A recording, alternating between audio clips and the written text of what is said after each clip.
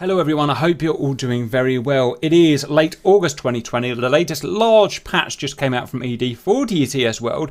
One of the main things is that they've changed the R-27 family and the R-77 missiles, so the Russian missiles basically, the Russian medium range missiles in DCS to be more better, to be more competitive with the Aim-120, the SD-10. This is something we've been complaining, a lot lately, so it's good that they've done it. We need to go and test it now and prove they've actually done it right.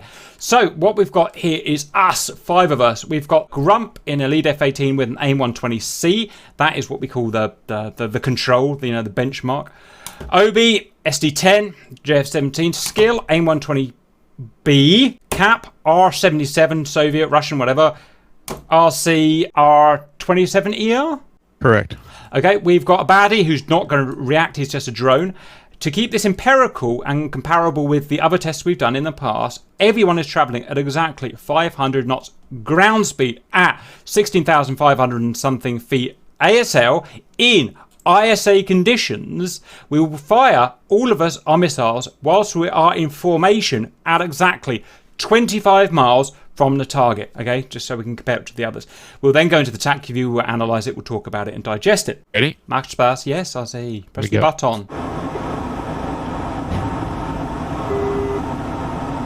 I'm going to go down a bit. I'll be laterally perfect, but down like a couple of hundred. It's starting to be enough, isn't it? RST's last flight. Stop moaning, RC, and just get the thing done. Give us a range call out so we can plan accordingly. Lead. Will do. Somebody set off my radar altimeter. I apologise. Yes, it is. 31 miles. Come down here, RC. Come down with us. You're not flying your own mission.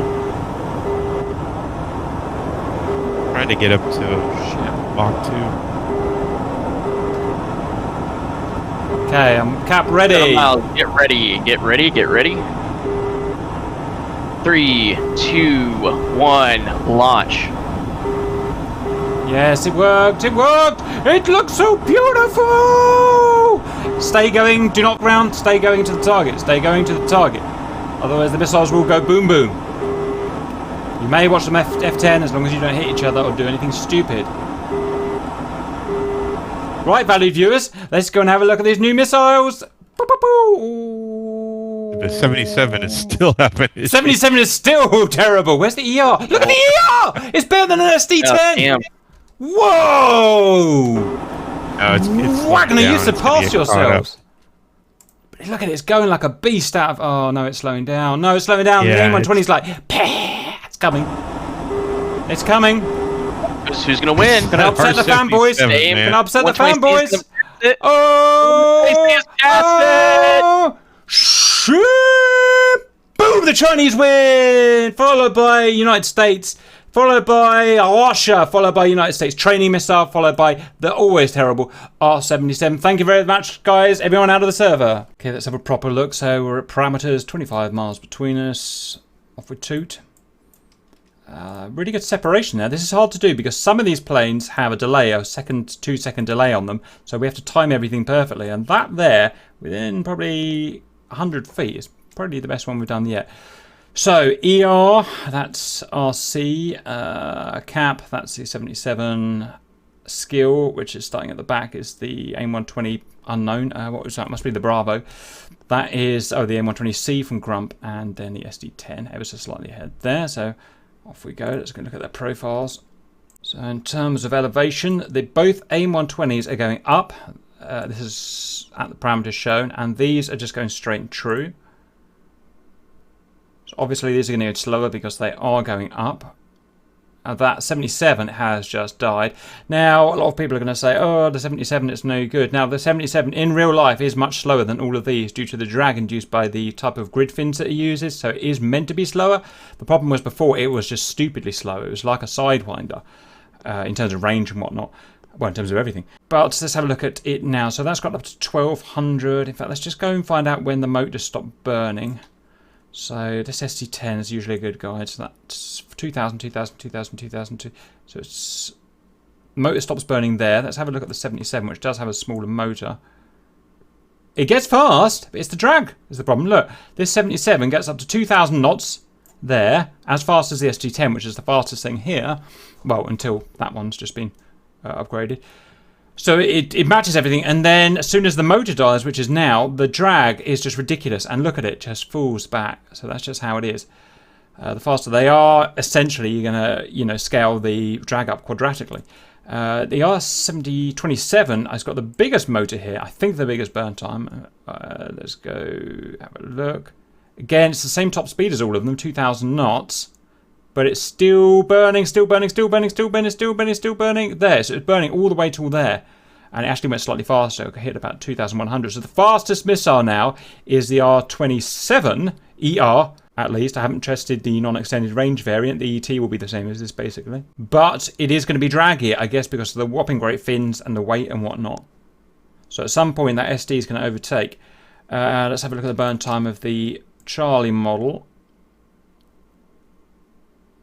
So we get up to just under 2,000. 2,000 pretty much. 2,000 for the Charlie model, even going upwards, which is impressive. And let's see how they go. So the Bravo's falling back now to 1,200. This is at 1,400. This is at 1,100. This is dying quickly. This is at 1,600, which is still really impressive. And that's 1,400. So that's the fastest one now. Plod along. So these are coming down now. 800 knots, 800 knots, 860 knots, 760. So that's really dying now, and that's basically a dead missile. It's under 600 knots now. And now, interestingly, the Aim-120C overtakes the extended range R-27. I'm disappointed, really, at how. My understanding is I still thought this was supposed to be the longest range missile out of all of these. So it's depressing to see that the R-27 ER is still not very good, although it has been improved slightly. At least it's better than the Aim-120B, but it's still pretty tack. And you can see it's really just falling out the sky now. It's 300 knots. It probably won't even make the hit.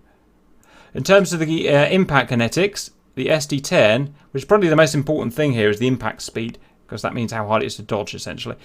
470 knots for the SD-10.